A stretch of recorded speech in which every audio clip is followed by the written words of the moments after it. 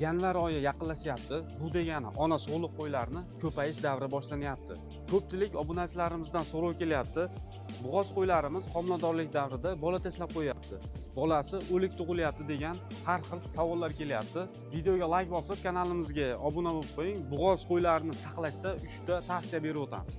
Birinchisi, bo'g'oz qo'ylarini harakatini ta'minlab berish kerak. Dalaga, yaylovga, boqqani olib chiqib tursa ham zo'r bo'ladi. Harakatda bo'lib turgan qo'ylar oson tug'adi. Yo'ldoshi vaqtida ajraladi. Ikkinchisi, bo'g'oz qo'ylarini toza, ozoda va quruq sharoitda saqlash kerak. Tagi nam, balchiq sharoit bo'lsa, har xil kasalliklarga chalinishiga olib keladi. Uchinchisi esa hamma vet aptekalarda immunomak ozuqaviy qo'shimchasi bo'ladi. 10 ta qo'yga 70 grammdan hisoblab har kunlik ozuqasiga qo'shib berib turiladi. Homilani yaxshi rivojlantiradi. Har xil virusli kasalliklardan bola tashlab qo'yishni oldini oladi. Videoni shunaqangi qo'y boqadigan tanishlarga yuborib qo'yamiz.